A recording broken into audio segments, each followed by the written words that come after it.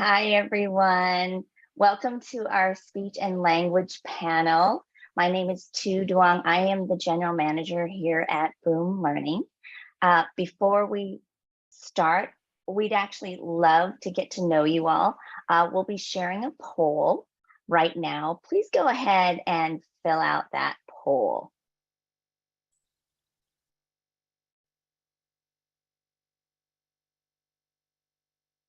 Great. Okay. I'm going to stop sharing my screen so you can see all the lovely panelists that I have with me today. Thank you all for joining, by the way. These are some of your favorite SLPs on our Boom platform, so I'm so excited to have them all here. While you're filling out the poll, I just want to let you know this is being recorded, and we'll be posting the recording on our YouTube channel. It's also being live streamed on our Facebook page. And if you look in the chat box right now, you're going to see links to our Facebook page, our YouTube channel, our symposium schedule. So you can actually click on the links and register for the next event today. And you'll also see a Q&A box down below. If you have any questions, please post them in the Q&A box. But if you have any comments throughout the webinar, please post it in the chat. We'd love to hear what you're thinking, how you're using Boom cards as an SLP, or if you have a Boom card that you particularly love, share it in the chat box. We'd love to see and hear what you do with your students. Now, I do want to let you know, we are offering certificates of attendance. We'll be sending all the details about that in a follow-up email. You will be asked to answer some questions about what happens in this panel, so you got to prove that you actually stayed and watched. Let's check out the poll results here. Not surprisingly, 84% of the attendees are specialized in speech therapy. There are some special ed and general ed educators here. And the majority of you are teach in elementary school, some middle school, but mostly elementary. And we've got some folks from Canada, Australia, Europe, all over the place. So happy to have you. I am thrilled to have these ladies here with us. So I'm going to turn it over to them and ask them, each of you, to introduce yourselves and tell us about your specialty within speech therapy. Stacy, why don't you start us off? All right. Hello, everyone. My name is Stacy Crouse. I have been an SLP for 14 years. My specialty started in grad school. It's kiddos with hearing loss, and specifically those using cochlear implants and hearing aids to learn to listen and speak. So that is kind of my favorite population to work with. But about 8 years ago, I started dabbling in teletherapy and continued to grow into a full-time teletherapist several years after that. So I also have that specialty area as well.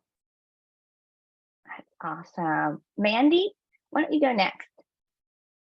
Okay, hello everyone. I'm Aimee Schaumberg, and I've been a speech pathologist since 2009, and I was an SLPA before that, and also a social worker before that.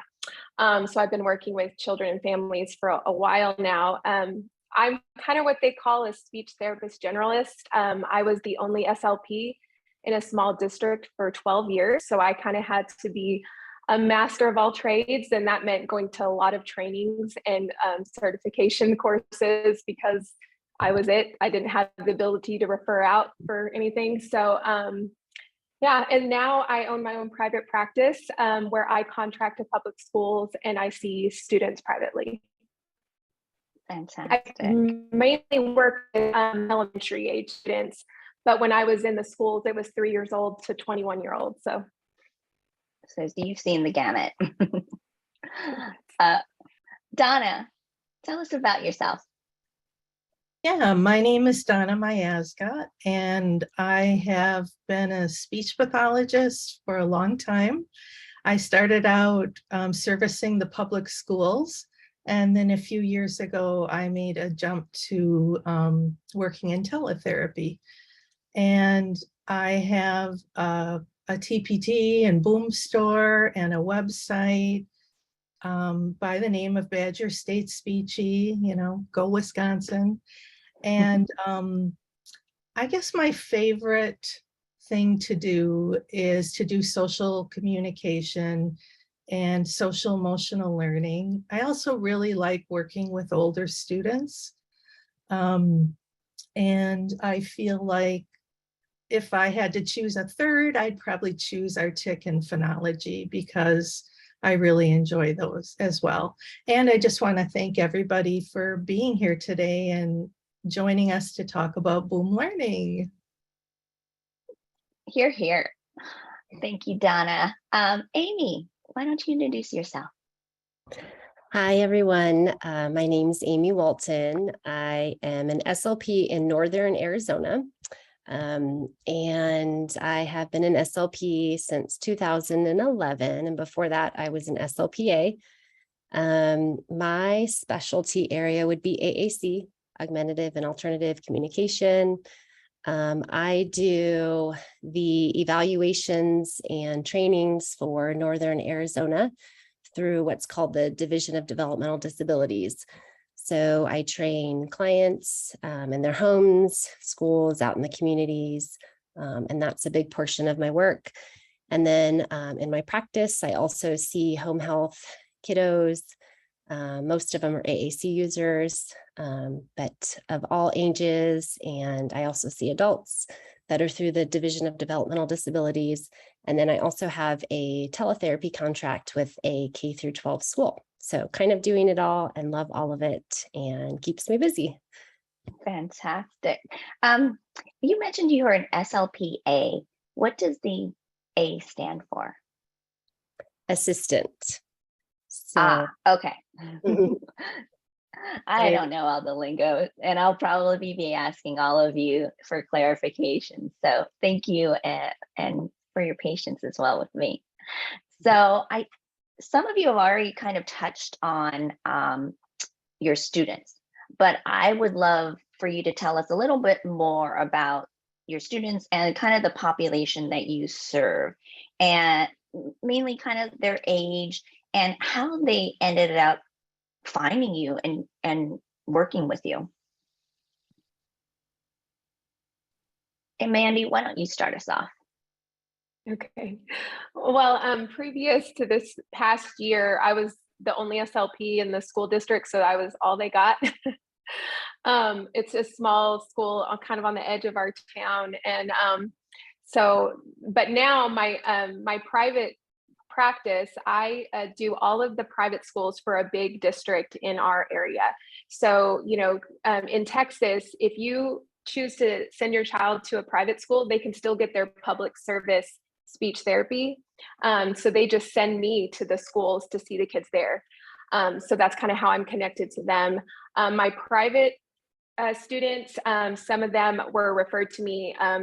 I have some specialty with kids with autism and working with students with apraxia. So those are my private patients that I see on the side, but I only have a few of them right now because I'm also supervising an SLPA for the big district I do the private schools for. So I'm a little bit busy this year, so I won't be taking on too many private students. And I prefer to work with younger kids. I love elementary age, that kindergarten, first grade. It's my favorite population. I have 3 teenage sons at home. So right now working in a middle school, high school is the last thing I want to do, but I'll do it, of course, if I'm needed. I have a 16-year-old, so I know what you mean. An 11-year-old, Yes. so she's practically 13, but yeah.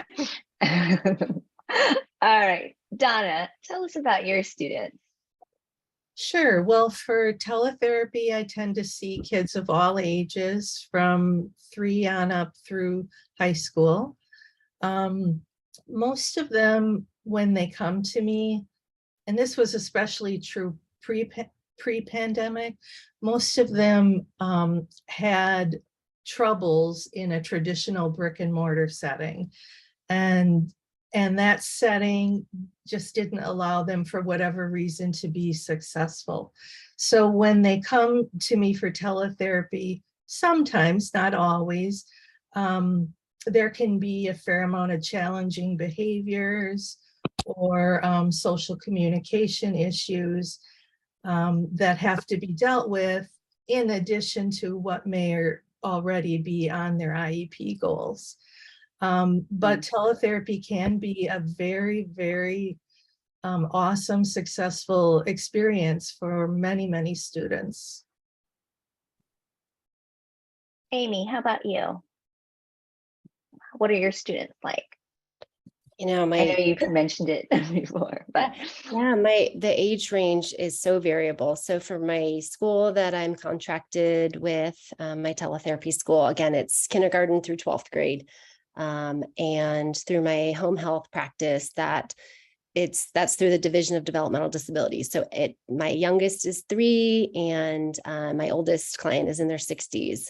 So it's variable age range. And, you know, prior to the pandemic, virtual therapy for for long-term healthcare system was not approved, but has since been approved. And so it's really opened the doors to being able to use boom cards and work virtually with a lot of these clients that are remote.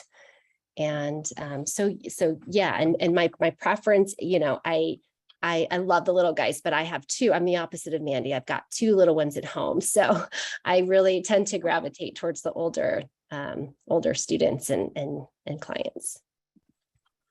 cool. And Stacy. Well, before teletherapy, I worked a lot with basically birth to 21 years old, mostly with kids with hearing loss in the younger early intervention population. But teletherapy kind of turned me to more of a school age population where I served K through 12, but they were virtual schools and they tend to have a lot more older middle high schoolers. So I kind of fell in love with that population. So I love both. And actually love the variety the best because I think it keeps me from getting burnt out to have kind of the whole gamut, but yeah. Cool. And so you've already just touched on my what I wanted to discuss next, teletherapy. I wonder, you know, how do you use boom cards in teletherapy? Stacy, why don't we start with you? Oh, it was a game changer for me back in 2018 when my friend Belinda, who's BVG SLP, told me about boom cards. And at first I was like, I don't know, that seems like a lot to navigate, but then I fell in love. So screen share is your best friend in teletherapy because, you know, I always say like the internet is your oyster. Like you can show anything that you can show online. So I screen share a lot of boom cards, literally pretty much every session. And play them with my students. I know a lot of teachers probably use boom cards to assign to students and, you know, track their data and things like that. But I do it as a therapy activity with a single student or groups of 2 or 3. So that's primarily how I've used boom cards in teletherapy, just by sharing my screen with them, sharing the activity, sometimes sharing mouse control with them, sometimes not, depending on the student, depending on the activity. But I think speech therapists have kind of ran with boom cards because we found that it can be a totally interactive therapy activity. And so I think we do use it a little bit differently than a lot of teachers. And what platforms do you use for teletherapy? Adobe Connect. And then my company before, it didn't really have screen share, was just kind of starting and it was real clunky, and that's kind of before I even heard of boom cards. So pretty much Adobe Connect, but I know people use it with Google Meet, Zoom, so pretty much anywhere where you can screen share, which most of them have now. And Donna, you also mentioned that you have a teletherapy practice as well. And also, what is it about teletherapy that's maybe better for some of your students versus, in-person therapy sessions? I would say the one thing I've really noticed is that a lot of the students that are referred for teletherapy have had experiences with bullying in the public schools. So just by being away from some of their peers, they're able to be more comfortable and be more successful, in the online learning environment. That's probably the biggest thing I've really noticed. I actually never thought about that. But I guess it makes sense. They're a lot more comfortable in their own environment. Mhm. And there's almost like a separation between you as a therapist on a screen versus in person. Maybe, do you think it's less intimidating? I think it can be for some kids. There are a few that don't like being on camera, and then that's a whole new ball of wax that we have to deal with those students. But I would say for a lot of students, they're in their home, they're comfortable, they're often with a caregiver or a family member that knows what their needs are. And they're just, that can also lead to us seeing a few more, distractibility and more behaviors, but it's just like working from home. So many people like to Yeah, work at home better than, going into the office. I think that same principle applies for online learning. true. Mandy, do you do primarily individual sessions, therapy sessions, or group sessions? And how do they differ if you've experienced both? Well, I've done both. Now that when we were in the shutdown, I did all individual with the students, if I had the sibling pair, I would do group. And then when I started taking kids privately for teletherapy through my private practice, I did a couple group sessions.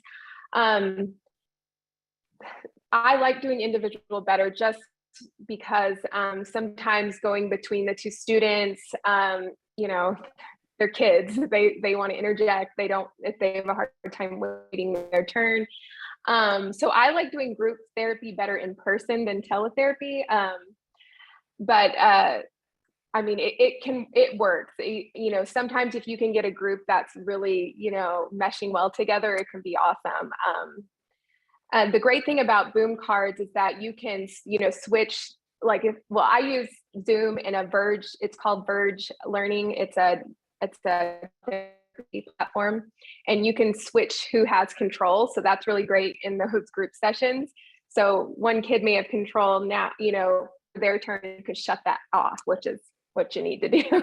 So they can't mess with the screen or, push the wrong button or, that kind of thing. But I prefer individual if at all possible when you're in a situation, but I use my Boom cards in person with my group therapy at the private schools all the time, and it works great. I'm just thinking, if you have a group session, and how do you use Boom cards that address all of your group attendees' needs? That's a tricky one, especially when I'm using my iPad. So if it's a mixed articulation group, I have this, I don't just create decks with one sound, two sounds. I'm like all or nothing. So most of my decks have a button for each sound. So you can click home and go in between each kid, and it'll go right back to where they were. So if we're building an aquarium, I have a scene where they build an aquarium as they work on articulation. If you click the K button, that kid can build their aquarium. And then let's say a kid's working on S, I hit home, go to S, and the aquarium stays as long as I don't exit the Boom card. So that's how I toggle back and forth. But that's kind of I designed my Boom cards around that. Not all Boom cards you're going to be able to do that, because some people create different sound sets. So it really depends on the card, the deck you're using. But I that's how my mind works. I think I'm going to need this, this, and this, and this, so, or I could have, 2 iPads. And if I have kids working on a completely different, like maybe vocabulary, I would just have 2 available. Gotcha. Actually, I would love to ask the panel to kind of prepare one of their boom cards to kind of show our audience what kind of boom cards you create and how you use it in your therapy session. So I'm gonna call on Aimee first.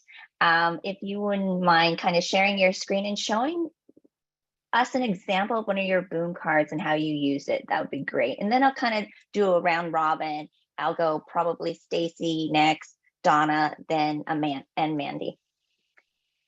Yeah, so, I talked a little bit about my love for working with the older students, those adolescents and young adults. And so specifically, one of the students that I created this deck for, it's social media safety, really because they wanted to get practice in creating posts that were relevant, but didn't give away too much personal information. So I'll just kind of share that on the screen here. And this was actually an AAC user as well. So practicing putting together a social media post, again, that was appropriate and relevant. Can you tell us a little bit more about AAC? Yeah, I can. So AAC, if you're not familiar with that, it's augmentative and alternative communication. And I have students and home health clients that have high tech and light tech devices, mid tech devices, and it really pairs nicely with boom cards. So when I'm in person, I'll have my iPad with the Boom Learning app downloaded, and then they'll have their device next to them. And if it's online, then I will just screen share my Boom Learning deck, and then I will have, I have access to a lot of the AAC applications that I can just project onto my screen, or there's other ways to project overlays. There's the past software, and there's Saltillo has some really nice low light tech overlays that you can project, but I don't want to get too much into that. But basically, I'll just ensure that there's some vocabulary that's accessible for the user, and then also the Boom Learning deck. So they kind of go side by side. And then I'm going to share. I'd love to see your boom card. Great. So for this example, this is a social media safety. So if we're talking about, you're excited about your cousin's birthday party this weekend, let's come up with a social media post that we can write together. And so they will either type this in directly into the text box here or on their AAC device. There's even a way for them to share it. In fact, that's one thing that I worked on this morning with one of my teletherapy clients, but being able to type it into their AAC device and then share it directly from there onto their Facebook, onto their Instagram. So it's a great way to practice. So if I can do boom cards, are they compatible? Do they integrate well with the AAC device? So they're two different devices that are side by side. If I'm doing teletherapy, it's obviously going to be different than it is in person. But if I'm in person, then I have my iPad with the Boom Learning app, and that's sitting right next to the client that has their AAC device next to them. If it's teletherapy, then I just have this displayed on the screen, and then they have their device and they're either typing it in on their device or they're typing it in directly into the text box. Gotcha. Okay, cool. And this is very geared towards older students. They look like they're high school or, young adults. Correct. Yep. Mm-hmm. Yep. And that's, the social media safety, it's big right now. How much information is too much information that we're giving away to our followers. And so, fortunately through the division that I work with, a lot of the objectives are functional, and they really want you to come up with goals for your clients that are very specific to them. So, you know, parents will oftentimes sit down and say, here's what we need to work on. We need to work on safety around the home or social media safety. And so a lot of these decks are designed with that in mind, you know, working on meeting those functional communication demands or life skills. Yeah, with those older students and clients. Fantastic. Fascinating. Thank you. Stacy, do you want to share one of your boom cards Sure. and tell us how you use that with your students? Yes, absolutely. I, like I said, have had quite an age range of students. So I try to pick a lot of activities that can appeal to or create, or pick a lot of activities that appeal to both age or really all age groups or a wide range, and can also target speech and language, because a lot of times you just, I mean, you can't get around it. Sometimes you have a articulation and a language student together or something like that. So a lot of the activities that I create, I have the ability to be useful for both populations or both types of goals or age ranges. So like this is like a spot it type game, like where you try to find the picture that's the same in both sides. And then there's lots that you can do with that. Just, you know, having students describe it or put it in a sentence, or, you know, saying, I found the whatever. And then at the end, like in this deck, there's a place where like we can really pull out the sounds to target more of the speech, or pull out the words that have that their target sound. So let's say they're working on R, and they can even help find the words that have their sound in it, and then we can practice it. And then I really use this overview button a lot, because then I can just kind of go back and forth between cards. Like if there is, you know, two kids kind of working on different things, and we can kind of just do one activity together, but, you know, I kind of break out little pieces here and there and work on their more specific skills. I also sometimes, like if like Mandy was saying, if you have kids working on different sounds, you can sometimes, like, I think I've done this before, where I open the same deck in two different tabs, like for teletherapy.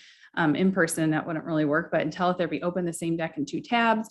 Or if it's like, this is the deck with R and this is the deck with L or whatever, just open those separately in different tabs and just click back and forth. So that's another way kind of to work with And multiple I noticed students. you use this in preview. So when you open a boom card, you can click on it and preview it. And is this basically the mode that you use for your therapy sessions?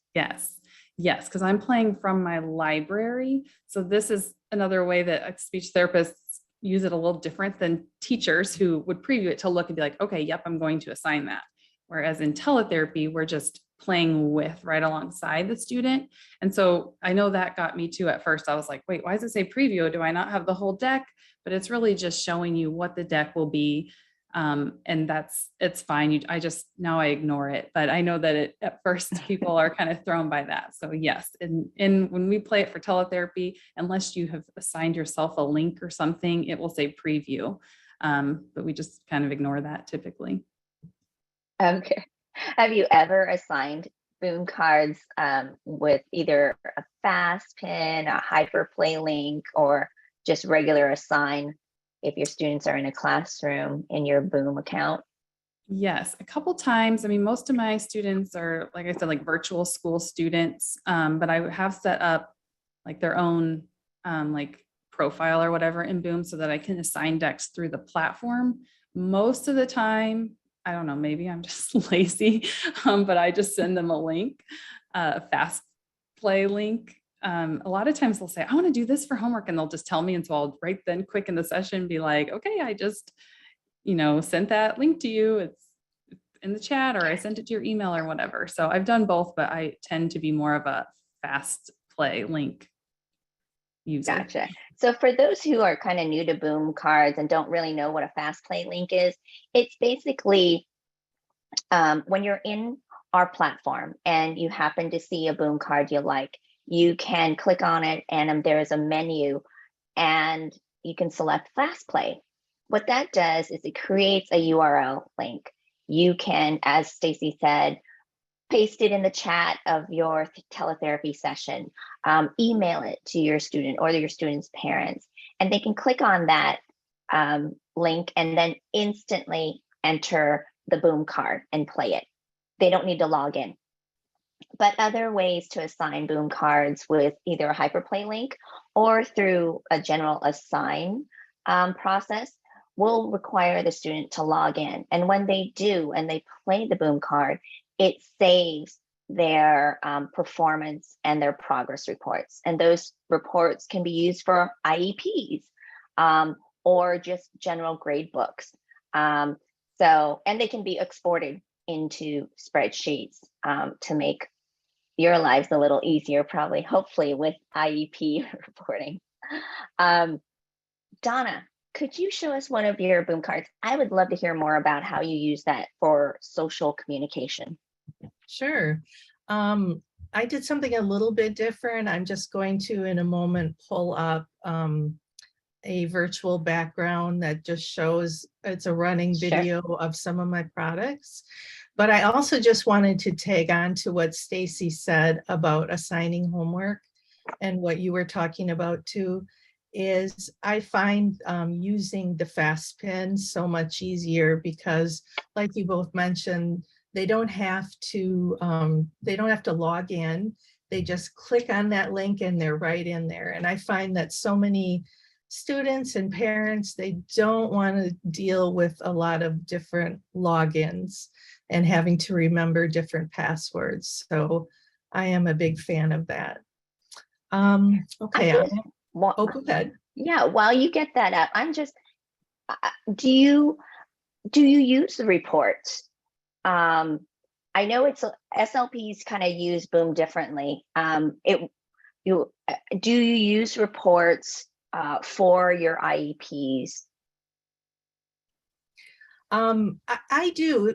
I guess my rule of thumb is if I participated in collecting the data, then I will use it.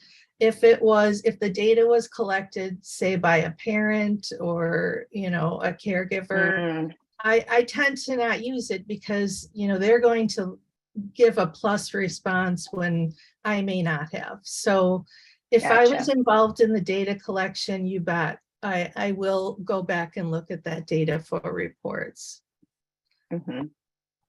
So I just have some of my decks playing on the back. There's icebreaker decks, which are great for the beginning of the year or when you get new students. What I like to do with my decks is use real photographs. And we all know that students like to see themselves represented in the deck. So I think it's important to also be diverse in the photographs that I use, because a lot of times I will get students that have social communication goals, but I don't exactly know how far along they are in learning about that skill. So what I'll often do is give them like a little preview quiz, and I'll also have them give a self-rating about how proficient they feel they are at the skill maybe of joining a conversation. So with those two things, I can kind of get started with social communication therapy more efficiently. But what I feel like is important to put into my decks is more than one response mode or tiers of learning. So they might start out with answering a few multiple choice questions, and then that gets them confident and warmed up and understanding exactly what it is that we're doing. And then I might move on to a task that is more open-ended, where they have to formulate and type in the response. So I like to have either tiers of learning or more than one response mode, because we all know that a child can do great on multiple choice responses and then really fall apart when they've got to, say, type or verbalize a response to a more open-ended question. That also kind of Um, provides a little bit of scaffolding. So if you Yes. start with the multiple choice, it kind of eases them in to the subject matter and answering the questions you may want. And then you get more difficult and like, okay, well, fill in the blank, actually type out your answer. And that will require a little more independent thinking. So I love that about Exactly. your methodology. I think too, Good. it's important for a social communication deck to teach the skill and give you opportunities to practice, because then the vocabulary, the content, it's all connected, rather than teaching the skill using, something else and then pulling in the boom cards to practice. I like to really have full lessons on a communication or a social skill. So I think that it just provides better continuity with our therapy. And, we all know we have to make the best use of all of our time that we have with our students. Fantastic. And I love your video background, by the way. Thank That's you. a cool way to display all your boom cards. Thanks. Mandy. Okay, so I have so many articulation drilling, like building aquariums, making a gingerbread house, coins in a pot of gold for St. Patrick's Day. I have so many of those, like every theme imaginable. And I also have like real photo, like language cards for categorizing and answering questions and stuff like that. But one of my most popular products outside of Boom is my lift to flat books for like preschool kids with language delays.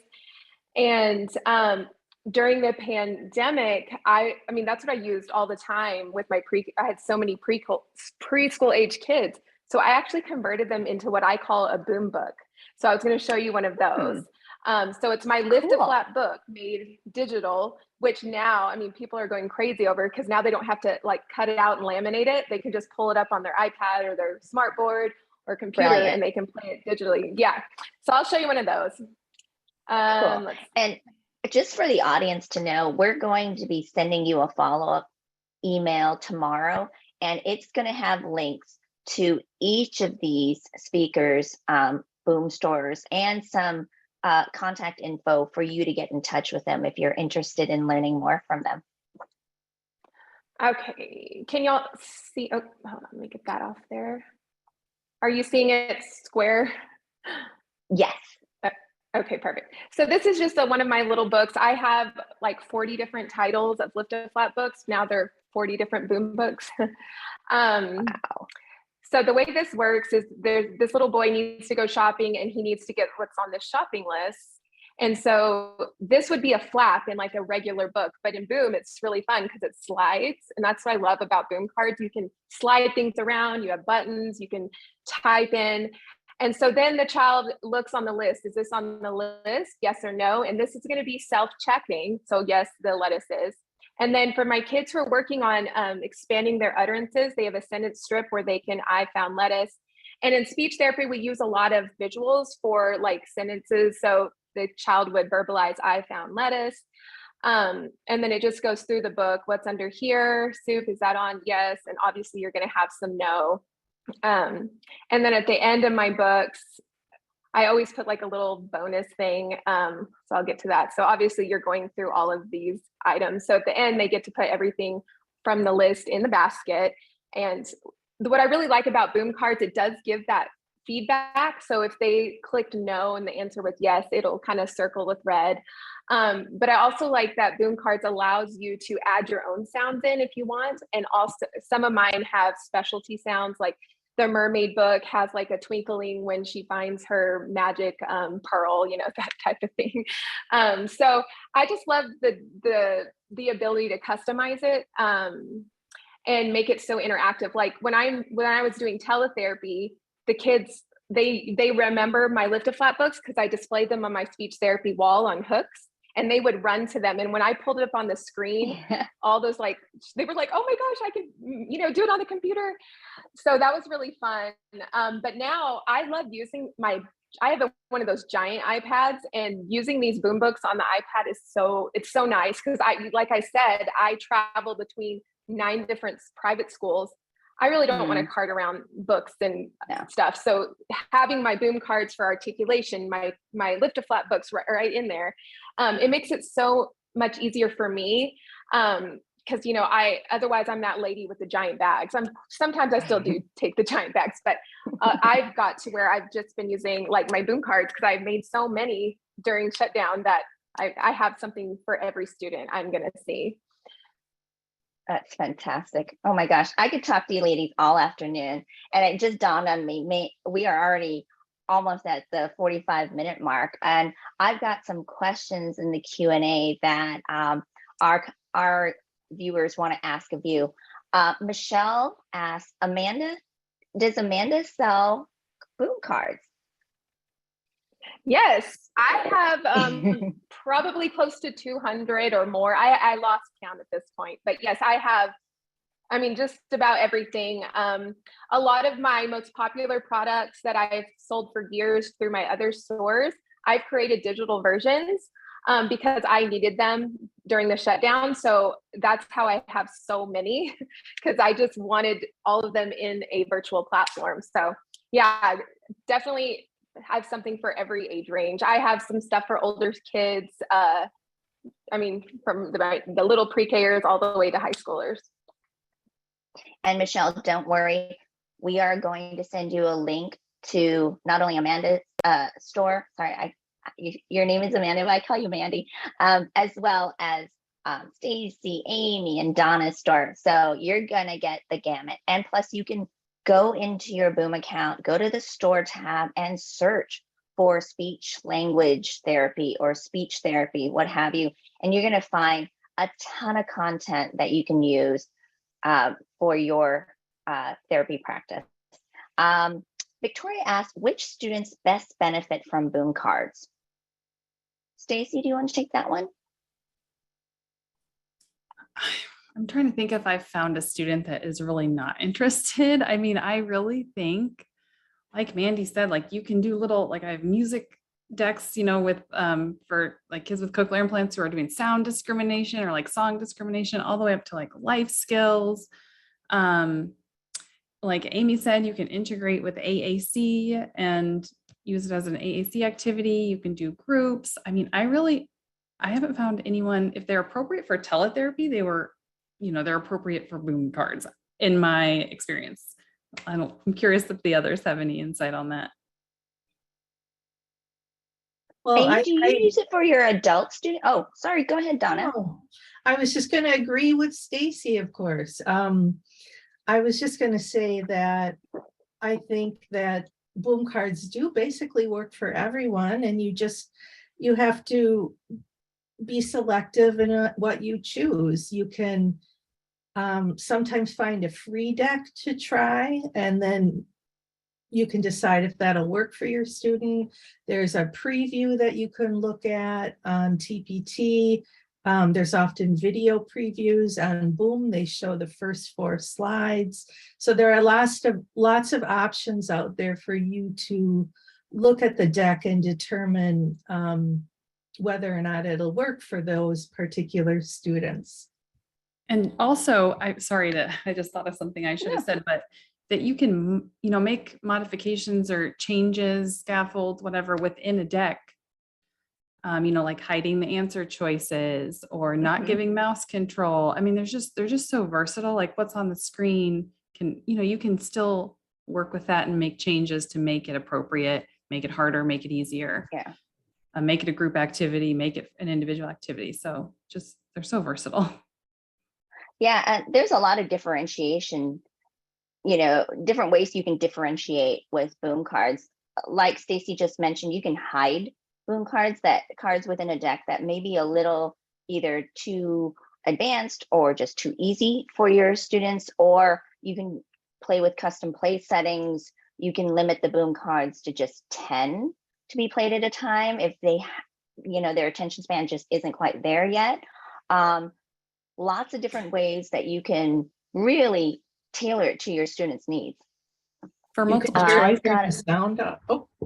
Go Yeah. ahead. Oh, I was just going to say for multiple choice, sometimes in teletherapy, I'll like slide it down so they can't see the choices. If they don't need that support anymore, I can just like slide it below the level of where where it shows, and that window is cut off to only show the question. So, if there's a deck that has choices and you're like, well, my student doesn't need choices, virtually you can just slide it down, or in person, just cover it up with a piece of paper. Fantastic. I've got another really good question here for you guys.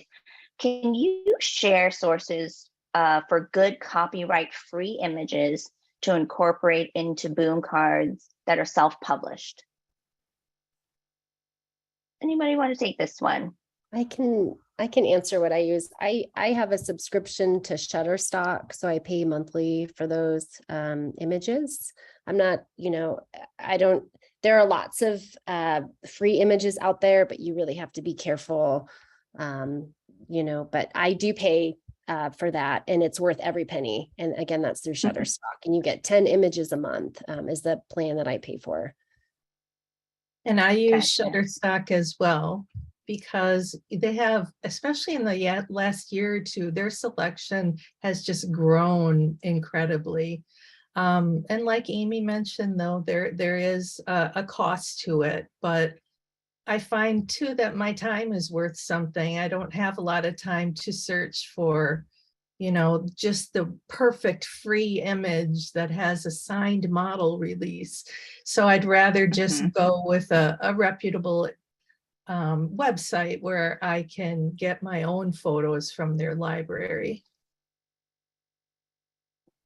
And you can buy images in the Boom store. So we don't just sell Boom cards. We actually sell images, clip art, and fonts, and printables. So they're called printies. So you could even print your own Boom cards. But if you're looking for clip art, there's some free clip art also available in our Boom store. So many questions. This is a very popular panel, ladies. Sandra asks, I use Blink Session as my virtual platform. If someone is familiar with it, do you know if students can have control? I screen share, but I'm not sure if my students can manipulate the cards. Thank you. Anybody familiar with Blink Session? I have a little bit of experience with it. I don't, from what I understand, of course, I haven't used it in probably 4 months since school. Their platform is really designed to implement things in and play within their platform. I'm not sure if it will work. You can definitely show the Boom card, but I don't know if their platform will allow to give them remote control of it. So that's some of those new teletherapy companies that have sprung up since the pandemic. Those are things that if you want that ability, I would be sending requests to those companies. Like, we want to use our Boom cards. You need to make it happen. Because I have had some meetings with several of those companies, and they want to know what SLPs want. So that would be my biggest tip, is just send them a support email or request through their site saying you want to be able to do remote control through Boom. But I think as right now, it's not, because they really like you to import stuff into their program. Oh, Yeah, thank Blink, you so much. I know. Sorry, Go ahead, I just looked it up because I looked this up during pandemic, because I remember getting this question. And you can screen share, but you cannot give mouse control on Blink. So yeah, but you can on Zoom. I think you can do that on Zoom. So if that's available for you to use, that's an option if you want to do that. We have so many more questions in the Q&A. Some are specifically directed to Aimee and Donna. What I'm going to do is I'm going to get them those questions, and we will get you answers to those questions. We will email you the answers. I apologize for running out of time, but as you can see, we had so much to say and discuss, but I do want to give you a little time to kind of take a break, grab some coffee, and join our very next session. If you go into the chat box, you are going to find not only links to all of these ladies boom stores, which we'll email you, but Stephanie, if you could also paste the links to our social media and the next session we have coming up, which is the accessibility panel. I think you're going to be fascinated by joining us there. We're going to show you all the new accessibility tools and features that we've built into Boom cards. And you can use that right now to create Boom cards and find Boom cards with accessibility features, and hopefully be able to give everything you need to address your students' needs and goals. Thank you so much for joining us. It's been a pleasure, ladies, to speak with each and every one of you. And I hope to see you guys in the next session. So bye for now. Thanks, everyone.